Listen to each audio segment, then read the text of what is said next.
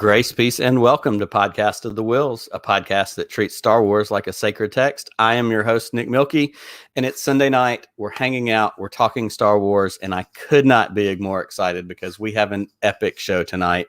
We have a really awesome guest. I'm really thrilled that she's here, and I don't want to waste any time. I don't want to take away from her time. I don't want to take away from your time as the viewer, as the listener, whoever you are.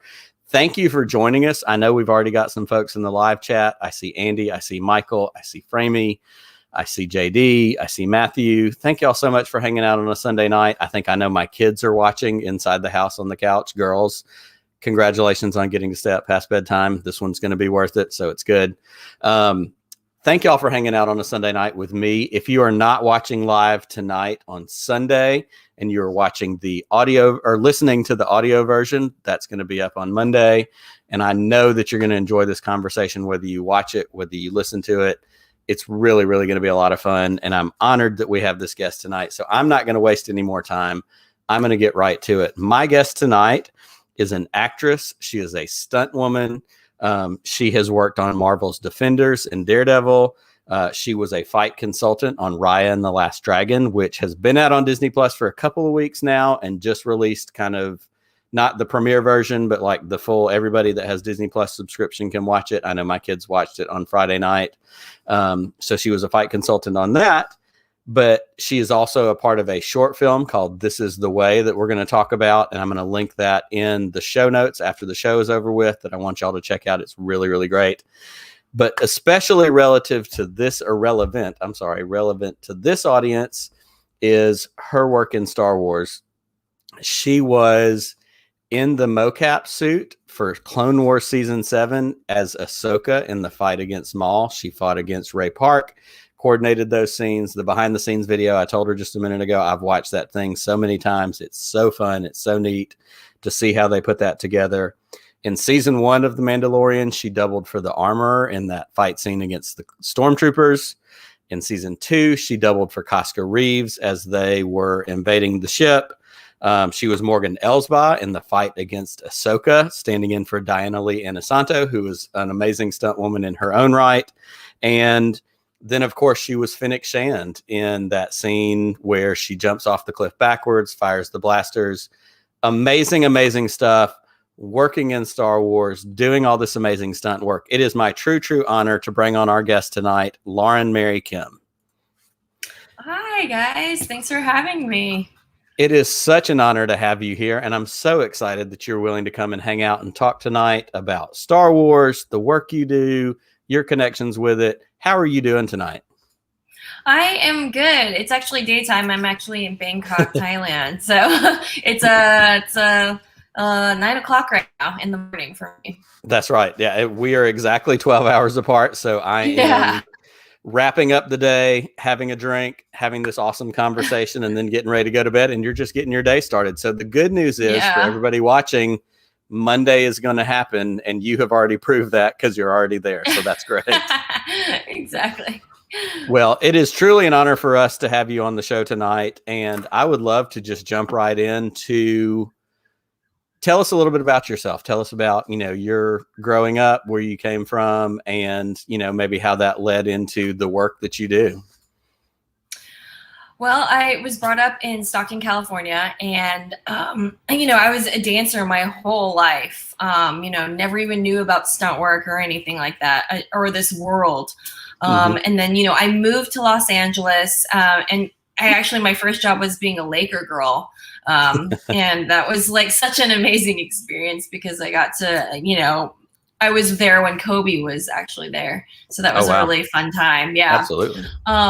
And then, and then I kind of transitioned into stunt work. I went to a gymnastic class because I was just, I did acrobatics as a child. So I just wanted to reignite that little passion of mine. And I met a bunch of stunt guys and they kind of got me into the stunt world. And I never looked back. I just went head first into it and I love it. And it's just been a crazy adventure, So that's how I transitioned. I transitioned into dance, into the stunt work, and then to some acting work. So it's been amazing. No doubt. Well, and so much of the work that you do, obviously, not only is the stunt side of it, I tweeted the other day that 2020 stunt reel that you had where you're getting hit by cars and lit on fire and, some of that stuff. But a lot of what you do is fight scenes. And so if you would talk a little bit about, obviously martial arts is a big part of, fight scenes, some of the martial arts that you've been trained in. And, obviously that's a big part of it. Yeah. My first martial arts was Taekwondo, which is a lot of like kicking based, forms and sparring. And that was a good transition from dance because, the high kicks, the flexibility. But then I started training in like wushu, which is a Chinese martial art, which is more forms and like more like a dance. And then from there, I started training at the Inosanto Academy in Marina del Rey, which is Filipino martial arts, Muay Thai, JKD, stick fighting, which is the Kali, which you see in a lot of the fights that I've done for Star Wars. And then I also started training in capoeira. So yeah, all these different styles actually help with your library for making up choreography because you have like so many things to pull from. And it's just really exciting to be able to marry all the different martial arts together. That's amazing. And I'm such a sucker for behind the scenes and how did something get made and the awareness. I grew up with Karate Kid and, some of those basic kinds of things. And I grew up thinking I want to do karate. And I think I remember reading somewhere that like what he learned in Karate Kid or what Johnny was trained in was actually Kung Fu, the differences in some of the styles. And there's so many different styles out there. And you mentioned capoeira. And I know you've got some videos of some of your work that you do with that. And for me, is that Brazilian? Is that right? Yeah. Brazilian martial arts. Yeah. Yeah. And so the reason that came to my attention was a couple of years ago, that was a part of Captain America's adapted fight style. I think it was maybe even for Age of Ultron, where he started doing more of like the flips and kicks in the air. And I remember, or maybe it was Civil War, even with the fight with Black Panther. Anyhow, that was one of I was like, oh, I've never heard of capoeira before. But then I started going and looking up those videos and going, oh, this is cool too. Like there's so much out there. And so I think it's interesting that, like you said, you have a library to pull from, and especially as you're actually coordinating these stunts and figuring out what's going to look good on camera, because ultimately that's the goal. That's so fascinating to me. And I'm sure that it has been a really neat experience for you to bring that to the different projects that you've been on. Yeah, it's been really fun. And especially with Clone Wars, me and Ray got to choreograph both of our own sides, which was so awesome. And we got to do what we do best. And like Ray's like an amazing wushu kung fu artist. And, you really see his flowers, his signature moves. It was really fun. And then I use stuff from dance. I use things from Kali. Some of my flipping abilities I was able to add and bring to life to the character. So that was really fun to do. No, that's amazing. And I even remember I had followed Ray on Instagram for a good long time. Just, over the years, he's been a good follow, and he'll have, either a video of him at a convention or him working out at home or whatever it is. And I didn't remember it as much from like Phantom Menace, but just from watching his workout videos on Instagram, when that fight for Clone Wars season 7 came on, and like there's that one specific move that he does where he like jumps and he has the staff and he's like both hands going in. Like immediately I was like, I've seen him do that in those workout videos on Instagram. And that was that first little click of like, I think they got real people to come in and mocap that. And so again, to go back and watch you guys in those suits and your fight alone, like I've loved Ahsoka for a long time, and it started with Rebels. But like some of the moves that she does, the dropping of the lightsaber, the catching it on the other hand, like, so much of that. And then to watch you guys and to see that split screen of that together. Tell us a little bit, if you can, about the experience of shooting that. I mean, you mentioned working with Ray was amazing, but tell us some more about that particular experience. Man, the whole experience was just really cool. Like, because when we were choreographing the fights, it kind of like, we just start working, like we just started moving with each other, which was like, that's how I like to work. And like, then we like kind of workshop different like moves that we like, and we try to make things work. And Ray is such a hard worker, so I'd be like, we were both like sweating buckets at rehearsal, and and he would just like have puddles, but then he just had so much energy that he just kept wanting to go, and like hardly break. Like he just is like the Energizer bunny.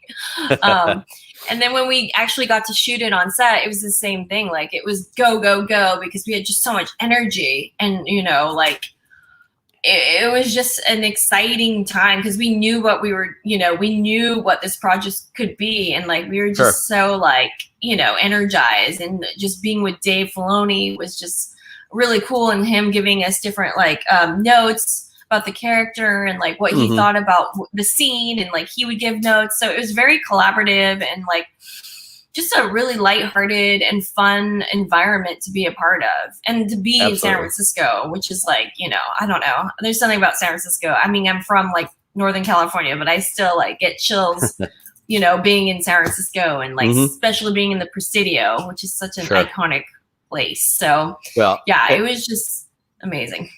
That's awesome. And I have to think that having that experience certainly lent itself to the work that you would continue to go on and do working in The Mandalorian, because you were in season 1, that scene with the armor, fighting the stormtroopers, all the stuff that you did in season 2 across several different places. And again, working with Dave, working with those different directors that, they had across all those different episodes. Talk about your experience working on The Mandalorian and those different scenes, for sure.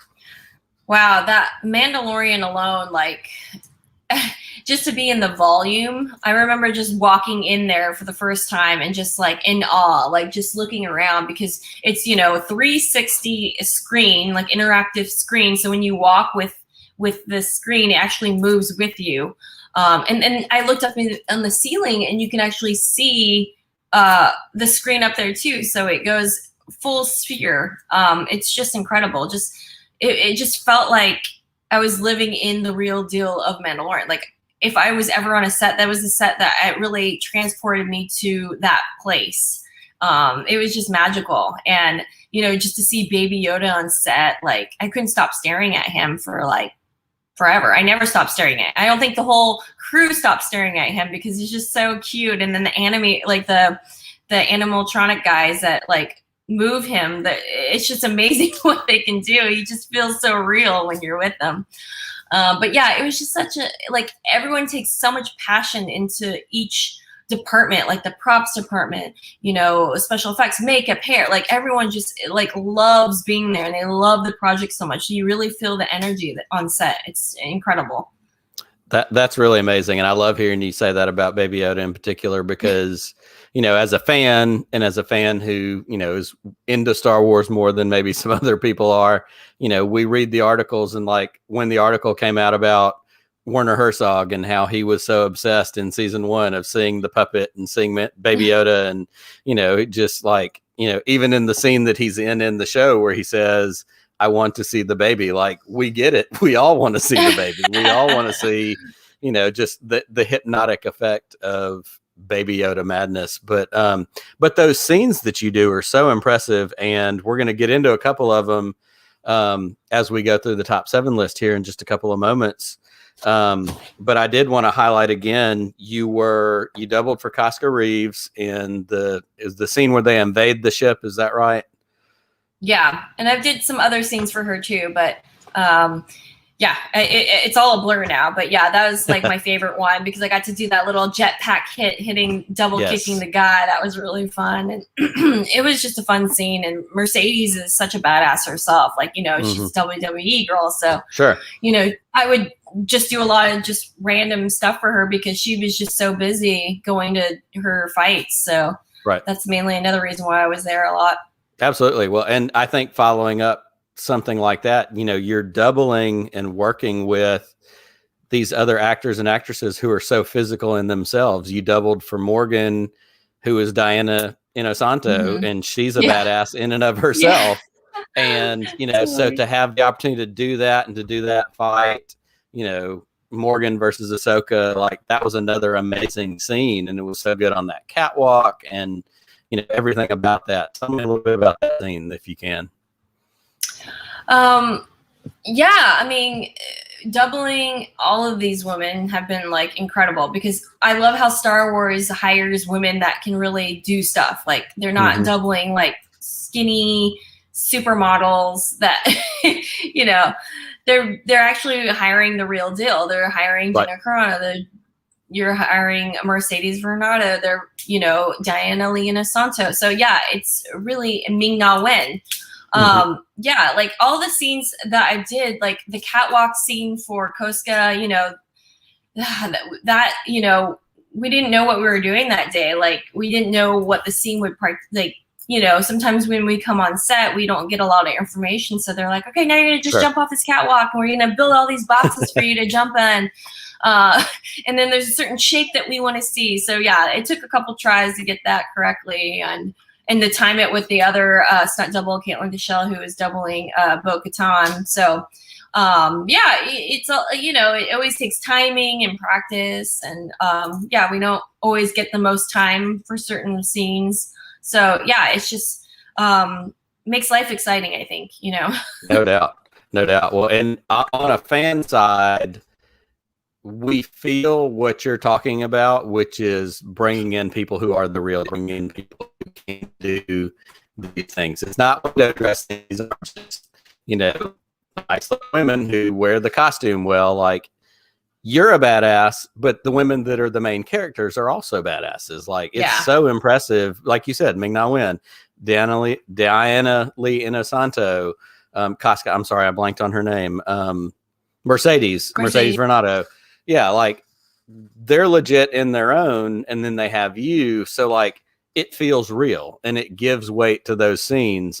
We did have a question in the chat.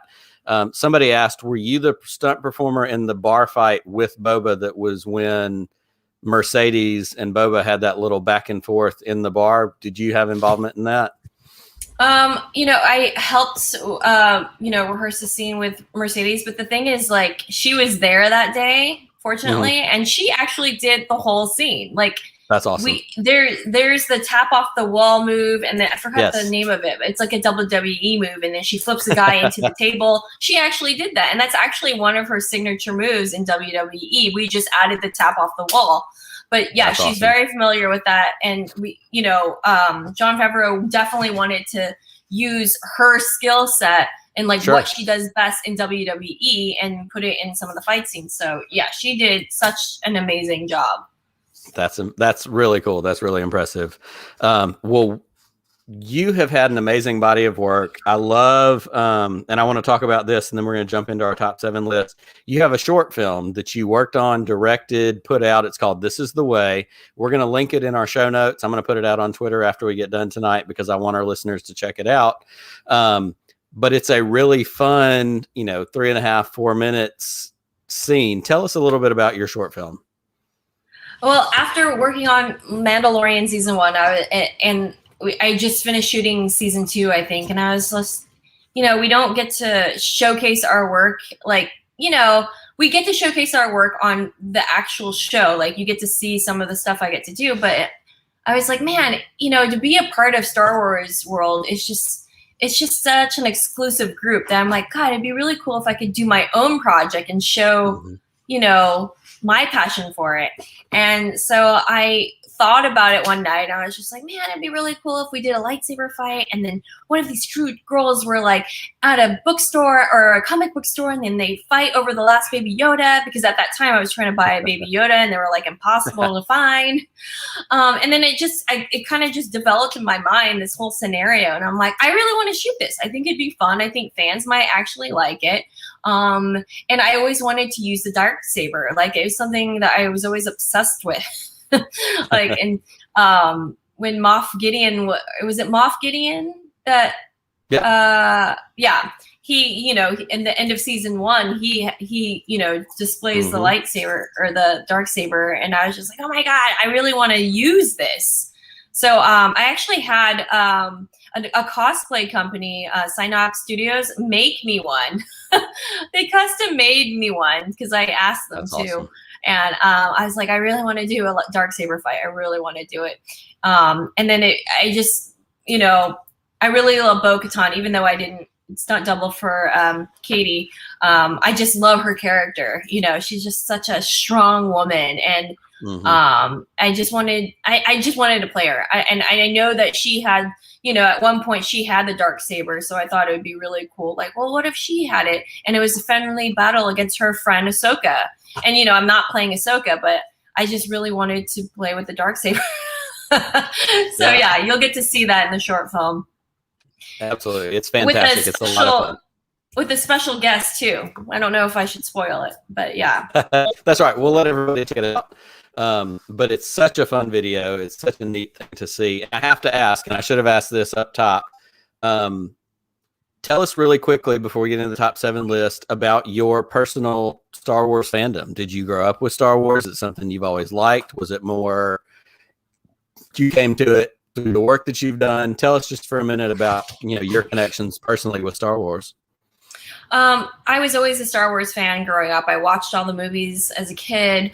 And then I actually rewatched everything on Disney Plus from start to finish. And that was really fun to revisit that.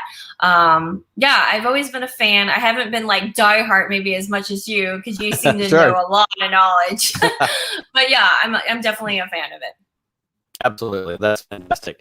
Well, what I want to do is I want to jump right into the top 7 list. And what I had pitched to you when we were emailing back and forth about you coming on the show, and I think which is super appropriate, is we are going to look at your top 7 Star Wars fight scenes. And that's the way it worked out.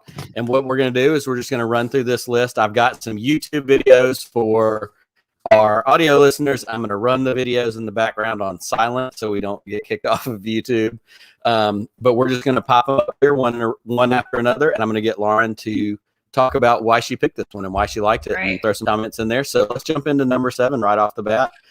We have Yoda versus Count Dooku, and we have an ad. So go ahead and start talking if you want.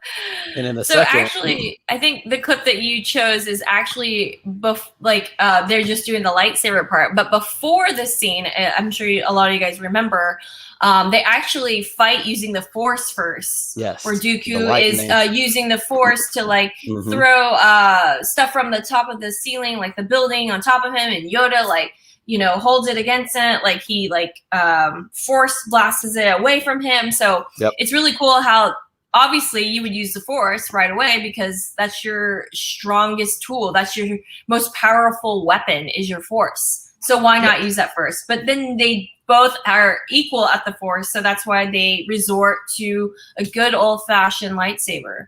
And you see like the sheer size difference, which I just love. Because, you know, size doesn't matter. Like, you know, you can be, how tall is Yoda? 2 feet? And still, like, kick ass. Like, it's just amazing. Like, you know, the skill that comes with this fight. And, like, I think just Yoda is just a beloved character. I just love how he moves, even though, you know, obviously he's animated or keyframe animation. I'm not sure how, you know, what technology they use, but sure. I remember when this scene came out and seeing the prequels. I was in college when these movies came out, and, you know, it was a shock to all of us that, you know, he whips the lightsaber out, and that was an aha moment in the theater itself. And then like he just starts whipping and spinning and flipping, and, you know, that was that revelation. Of course, it was a very Yoda thing to do. He plays up the old and the crippled and the whatever until it came time.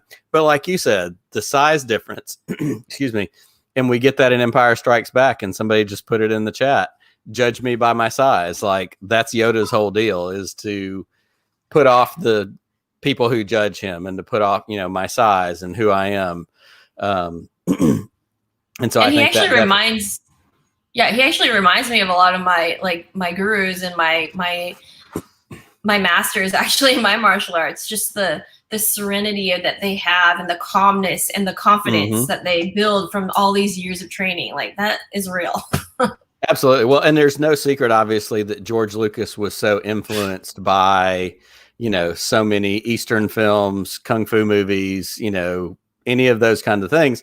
And so to have this master and apprentice and that very Zen, Yoda type, like it's perfectly in line. And I agree with you. I think it's so great, not only for that to fall into, that trope from a movie standpoint, but for you, like that was real life. Like the people that you trained with were very Yoda like and gave you that wisdom. Well, that's fantastic. Well, let's jump into number 6. We have Ahsoka versus Darth Vader, and this was from Rebels. And I love Rebels so much. So this is an easy one for me to be in love with. But tell us what you love about this one. Actually, this was one of the scenes I looked at when I was researching Ahsoka, just to look at some of her fight styles. And, it's just so good. Like, I just really love the whole idea, her old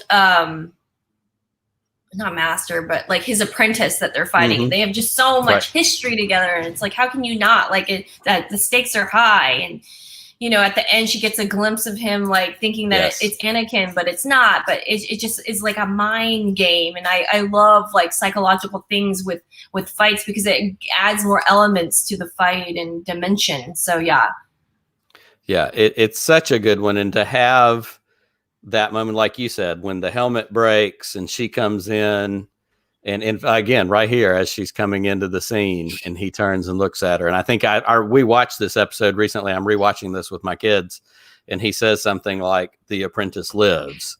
And so like he knows because she's the one that's putting it together, and I think puts it together right before they meet up. But by the time this fight's over and the helmet's broken and she sees that piece of his eye, and, everything about it is just, it's so powerful and it's so much weight. And I have said too many times on this podcast, but I have to say it again. When I first discovered Ahsoka in the earlier seasons of Clone Wars, she annoyed me. She was young. It just wasn't for me. But as Star Wars and as the storytelling has progressed, she has literally become one of my favorite Star Wars characters of all time. Especially in Rebels, those last episode arcs in season 7, getting her in the Mandalorian. I'm so excited for the Ahsoka show to see, what comes out of that. Like she's true because it's such a good Jedi story. It really is, the hubris of the Jedi that we hear about in Last Jedi when Luke talks about the failures of the Jedi. Like she walked away because she saw some of that. And it's such a powerful thing in storytelling, and her story is one of my favorite new Star Wars stories overall. Wow. Incredible. I can't wait to see what Rosario does with her. Absolutely. I'm so excited for more of that. And hopefully there'll be some more of Lauren working with Rosario to make that happen. But we're not going to talk about that. At number 5, you have Mandalorian versus Moff Gideon. And this is such a good fight. And I can't wait to hear, especially from a stunt person standpoint, what you have to say about this one. Well, I'm actually friends with the stunt double for the scene for The Mandalorian. It was Lateef Crowder, and he is actually a master in capoeira. He's a very high level ranking capoeista. And,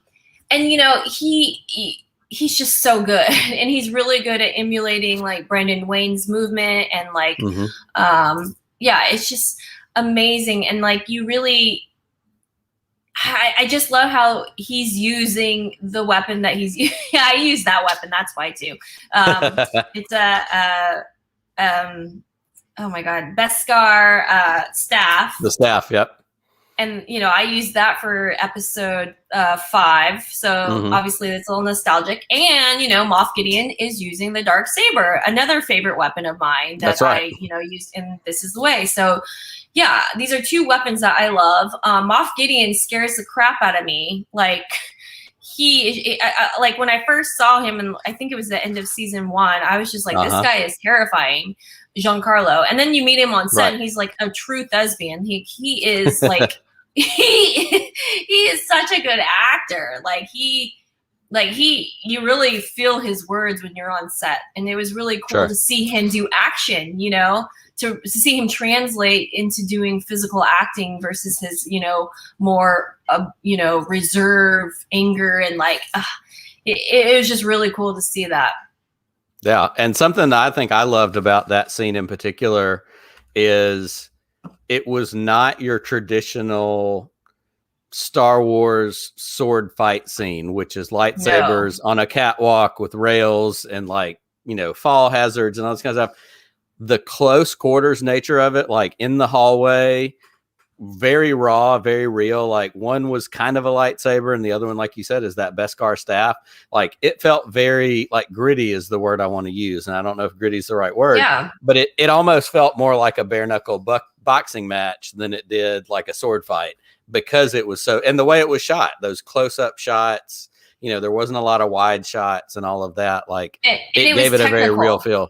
Yeah. It was a very technical martial art fight. Like the stunt coordinator, Ryan Watson, is a true martial artist. So he really paid homage to that, and not just, hits that don't mean anything, that are just really lightweight, but like really giving like, oomph to everything, giving meaning to every strike. And I think you really see that in this fight.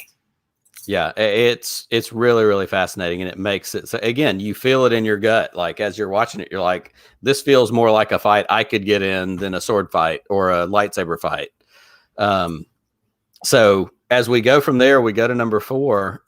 This is another great one. This is Obi-Wan and Anakin in Revenge of the Sith. Classic, very fast, big fight. Let me pop this up on the screen. Oh, there we go. Tell us about this one. I chose this one because, it's another iconic fight, and you really get to see the actors, do their thing. Like there's a lot of close-up shots of the actors getting into it. Obviously that's a wide of the doubles, and it's really good, lightsaber fight. It's the whole like emotional layer too, that's his apprentice, and,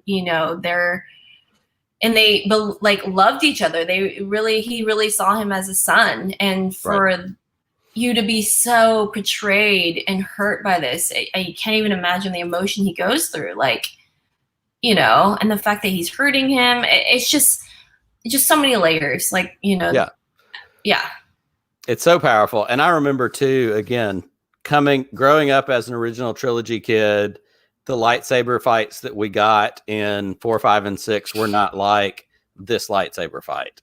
Like this was Jedi at their prime. These were good Jedi at their prime, and the speed of it all. Like I still go back and watch the behind the scenes videos of Hayden Christensen and Ewan McGregor, practicing spinning, how like the amount of choreography and learning those steps and the things that they had to do is it just endlessly fascinating. Like I can't imagine the amount of work and rehearsal that has to go into being able to do that.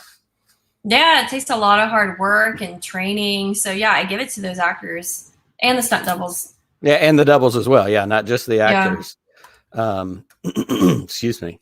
So that's a huge one. That's such a great scene.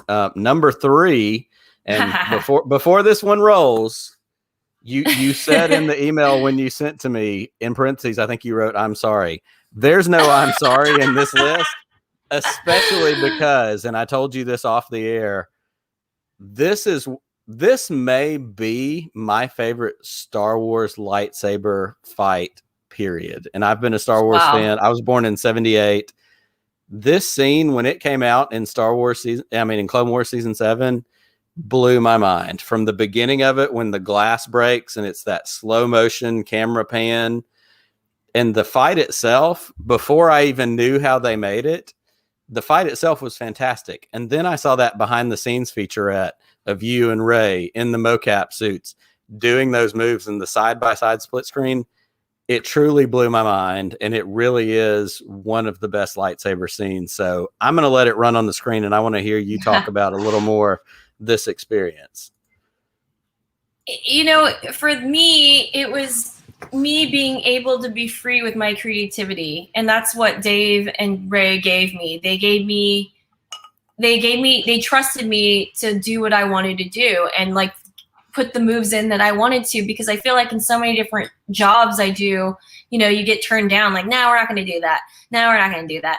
But then to actually be heard, and actually get to do what I want to do, it was just, a really empowering moment for me, you know. And that's why I love this scene so much, because you know, it was a part of me, it was a part of Ahsoka, me like learning about her, you know, listening to Ashley's voice, like taking all the elements of her and trying to like recreate her. And you know, of course I was nervous because I didn't know how the fans would respond, because she's such a beloved character, but yeah, I just had fun with her and I just wanted to pay homage to her.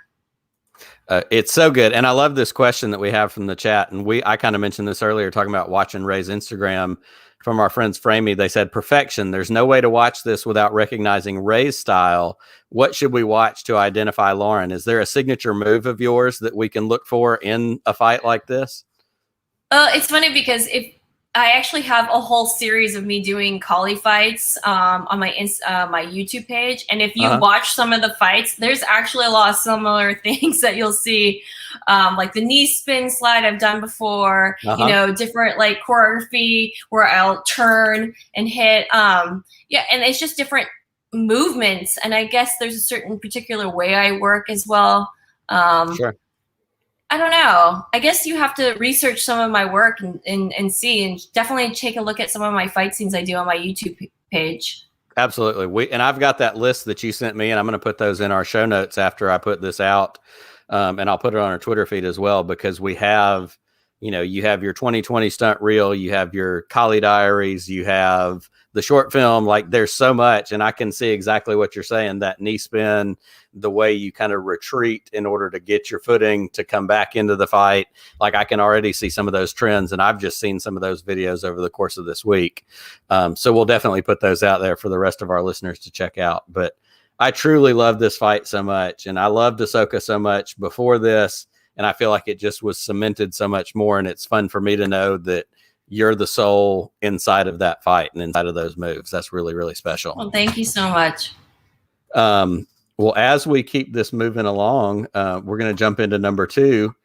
And this is a great one. And this is a lesser known one for me, but this is Maul versus Pre Vizsla from Clone Wars.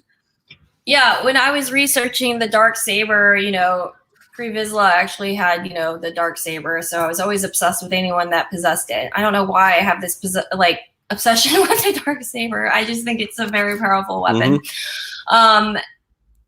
I just like how Pre Vizsla uses his Mandalorian skills, all his like, you know, his jetpack, his grapple gun, his fire. Like, I love how he uses the diversity of all his weapons, and then he also uses the dark saber. So I thought that was really creative and fun and cool, and just fun. It must have been really fun for the animators to make this, because like the possibilities are endless with, you know, a Mando and his different things that he can do. Yeah. And you know, you're fighting Darth Maul, you know, he's like such an iconic character. He's one of my favorites. It looks like it looks like we may have gotten copyright hit. All right. Playing the YouTube clip. That's all right. Here's what we're going to do. We're going to keep going, because I've got this rolling and recording, and I can still download the audio. We can put out the last bit. So, Framey said YouTube must have recognized the Maul versus Ahsoka fight. Hopefully we can get the stream back. I'll leave that last video off for a minute, and we'll talk for a second about the last one. And we'll keep everything moving, because we can still put the audio out, so we'll still be in good shape. The last one that you had up there was Chirrut versus the Stormtroopers in Rogue One. And gosh almighty, I mean, I feel like I could write a book about the fight scenes in Rogue One, especially with those two guys. But please tell us about that. I mean, I've always been a fan of Donnie Yen. I think he is so incredible. You know, the way he moves is so fluid, and it's all him, obviously. I mean, he's badass. Again, Star Wars hiring badasses. And, you know, the fact that he's blind, 2, uses a staff, and then he's fighting stormtroopers that have like blasters. Like, how is that even possible? But, you know, it's just incredible. And I just love the creativity of the scene. You know, he's a real martial artist, so you really get to see like a technical fight.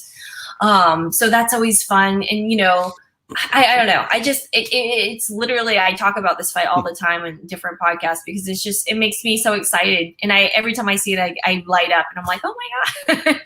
And it's so cool to see a Chinese actor, kicking ass like that. I'm gonna cut you off real quick, and we're gonna jump back just a second. We are back live on YouTube. I've gotten some feedback from the comments. We are good. So we're gonna start over on number one because we were already up to number one.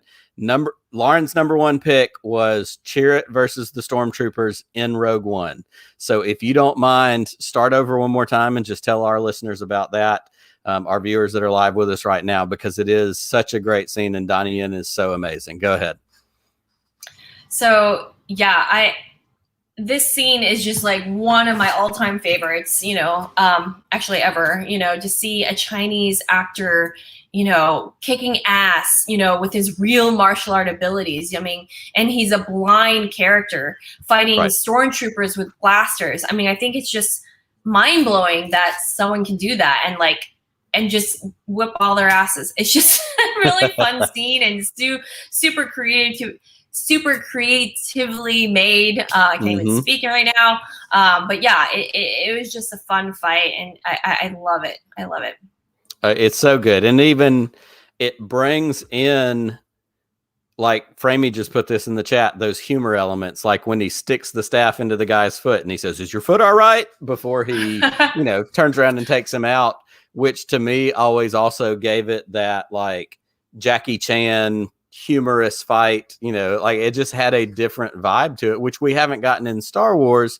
And I think, again, Donnie Yen is amazing in and of himself, but to get that element in Star Wars just opened up a whole new universe. And of course, I want a whole separate Chirrut and Bae's, adventure that we get to see them traveling around the galaxy doing their thing. But, his fight skills are so good, obviously.